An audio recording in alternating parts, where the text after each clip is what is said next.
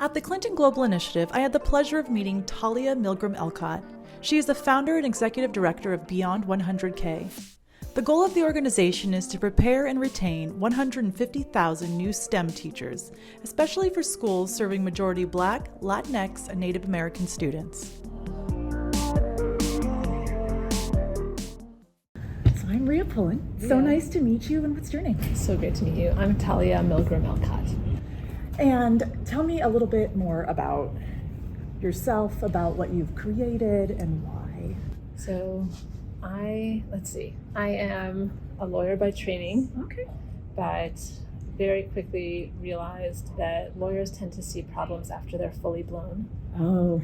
But I had gone to law school because I wanted to help solve problems and contribute to making them, like, not just resolving them, but kind of getting at the root of why they exist in the first place.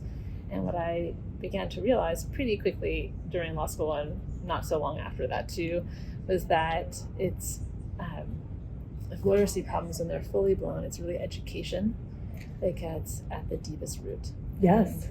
And, even after all this time, and I've now been working in education for almost 20 years, kind of blows my mind. I still believe that if you can educate someone, if someone is educated, they're unstoppable. Right. And like knowledge is almost the key. Knowledge is the key. Knowledge is power. Yes. Knowledge is opportunity. Knowledge is not just a seat at the table, it's getting to set your own table.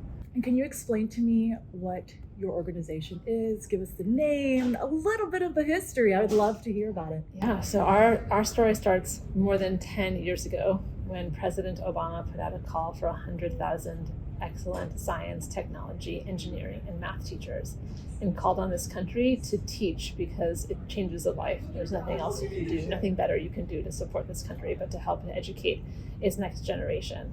And he knew that we needed those opportunities in STEM. They're where the best paying jobs are, it's where the greatest challenges are, and therefore where the greatest innovation is needed.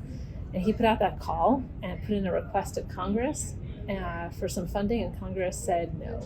Oh. 2011. Oh my goodness. And he was a smart man. He is a smart man, isn't he? Yes, he saw the needs that were coming down the pike. So he put out that call for 100,000 excellent STEM teachers.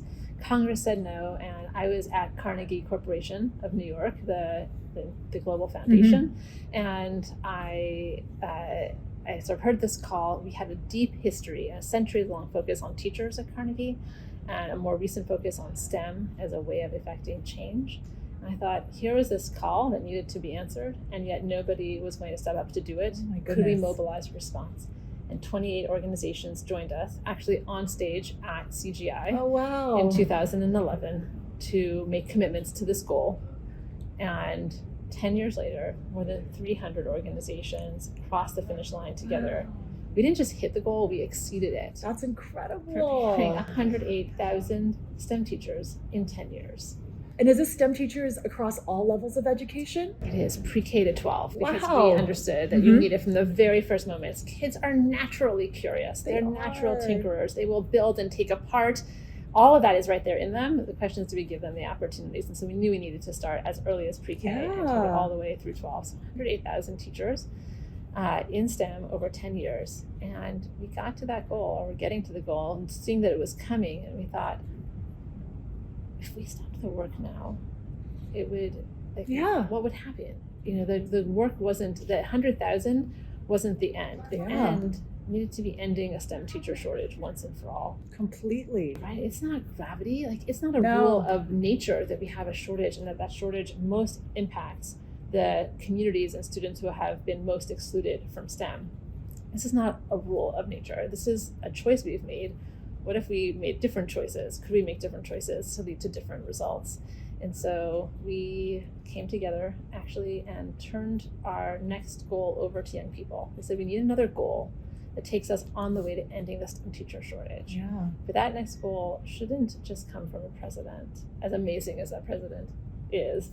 It should come from the folks closest to those challenges, whose experiences should guide us. So 600 young people, almost all of them young people of color, told us, 75% of them girls or kids who self-described as non-binary, told us their stories about STEM. They told us about their experiences when they were in math class and science, when they had a technology after school opportunity. And what we heard from them were three amazing things, and those have guided our goals.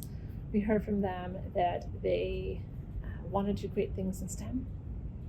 They're not checked out at all. They're so yeah, that's amazing. We heard from them that they need to belong if they're going to succeed and persist. Mm-hmm. And to be seen in maybe even the representation of scientists, mathematicians. I have a 5 and a 9-year-old, and I know what our school is very focused on actually STEAM. Yes. It's STEM with art, which is really cool, another way to integrate it and to teach, science and technology. Yeah, I think that's a great way. It also just sparks a curiosity. Totally. And just like showing kids of color that there were incredible mathematicians and scientists that made revolutionary breakthroughs.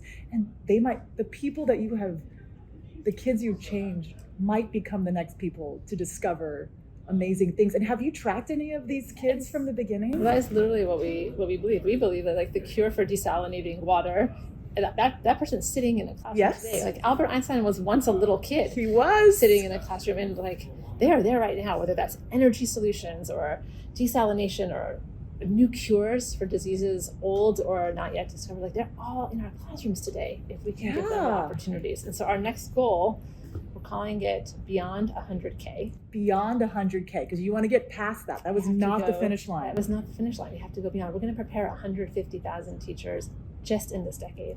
Wow. We're going to retain 150,000 STEM teachers in this decade, because if we don't have classrooms worthy of keeping our teachers, we don't deserve to bring them in there in the first place. Those teachers are going to represent their students and represent the racial diversity and vibrancy of this country. Just to see a teacher that looks like you, and to connect with that teacher on like a human level, I feel like that's going to spark a young child's mind. Like, I could even be that teacher to teach the next one. I could create too. I'm worthy of being here, and I can do amazing things. A teacher can tell you that. Yes. And that is really what we heard from young people, that teachers were the ones who unlocked that sense of belonging more than anyone else in their lives. And so we are supporting these teachers to create classrooms of belonging for all of their students, but especially the students who have been most excluded from STEM opportunity are Black, Latinx, and Native American young people. So that is the goal for this decade, going beyond 100K. I would love to finish with a teacher that really sparked you. Oh, I love this question. I think sometimes I have two teachers who always jump to mind. One of them was my second grade teacher. Her name was Dorette Diamond. We called her Dorette. And she her name was Diamond, but she sparkled for me.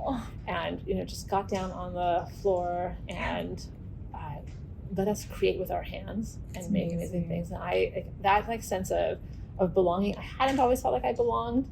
In my first grade year, I remember feeling uncomfortable and on the edges. And that second grade year, she just welcomed me and let me know that I had a place in this class and I could belong. And then fast forward to 7th grade, Mrs. Mead was my English teacher, and she taught me about metaphors. Metaphors? Yeah. We read a short story called The Effect of Gamma Rays on Man in the Moon Marigolds. And I can still tell you about this little girl reading, taking care of a plant. So it was about a science experiment and the effects of gamma rays on this marigold that she was taking care of in a home that wasn't taking care of her. And she that moment when I realized that she was the marigold. Oh, mind blown, right? That's it. Explosion of my mind. What is your background, could I ask? I'm a lawyer by training. And your ethnic background. I was going to say which background.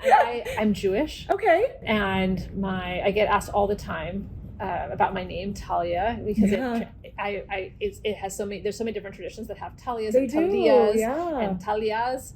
And I love that feeling of connection. My name comes from Hebrew, and it means like the morning dew, Tal, and Yah, like hallelujah, is the divine. Oh, wow. So wow, sort of that sense of possibility in the morning when the dawn is there. I see that as a metaphor for what you're doing as well. I'm sure you do as well. I really felt today, especially And I think about this as a mom. I have 3 kids. They're 3 girls, 10, 12, and 14. And I thought about them in this work. I was pregnant with my youngest when all of this started. And I think about their the possibilities that they have, and like that sort of innate opportunity that every young, like that incredible spark that every young person has. Yes. That could be who knows what, right? Like that sort of whole world is contained inside of one person. Isn't it pretty fun to figure out what makes them tick? I have a 5 and 9 year old, so your kids are a little older than mine, but I'm really seeing it. They're completely different humans. Oh my goodness! So I feel like I feel like it's my best work as a parent is that they're each of them completely different humans, but they're fiercely loyal to each other. They share a room by choice. All 3 of them. All 3 of them. All 3 of them. Bunk bed, loft bed. We like literally every night do a circuit, and I'm just lying with each one of them to have like one-on-one time and snuggle with them. They still want to snuggle with us. But I've been thinking a lot that gives me hope. Yes. Good. Totally. You still do it. You can still do it. That like there are so many things you think about as a mom, as a parent.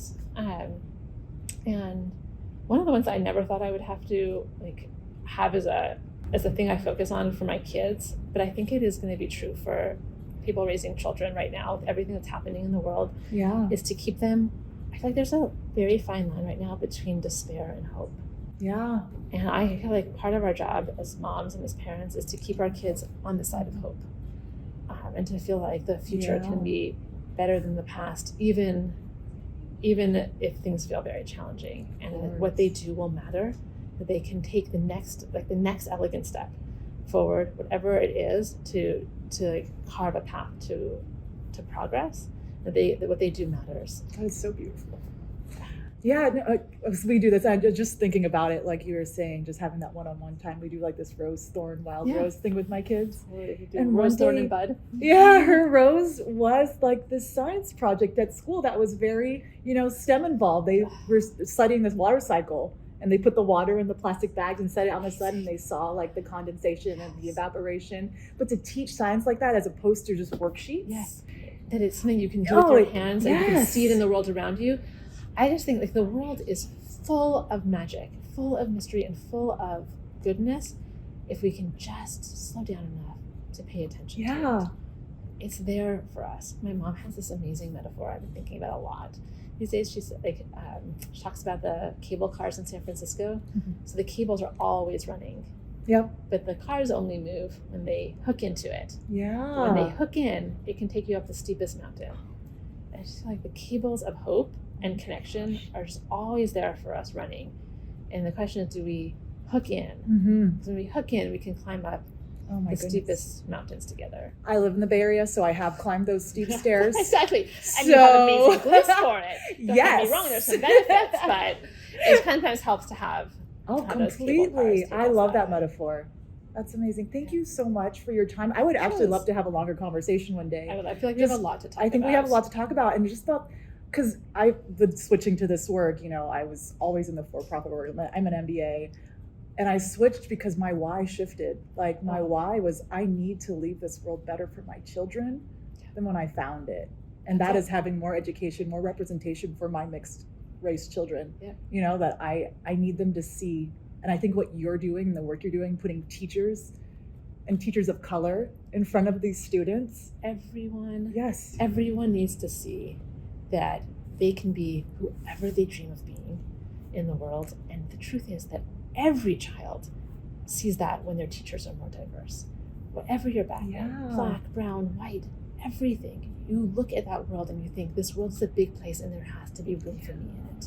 And for my uniqueness, my greatness can flower in this world. I know, my daughter wants to be a dentist ballerina. My son wants to be an astronaut who also drives garbage trucks. Obviously. So what do your daughters want to be? Oh, that's so great. My now 12-year-old, we have a picture still of her up right next to where our couch in the living room that says, "I want to be a teacher," in Hebrew and English.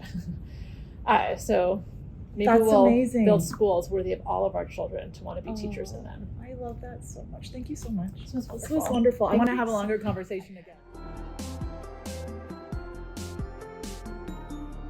At Global Partners for Development, our mission is to advance community-led initiatives that improve education and public health in East Africa. We envision a world in which every East African community has the capacity to implement dynamic, sustainable solutions to the challenges they face. To learn more, visit gpfd.org.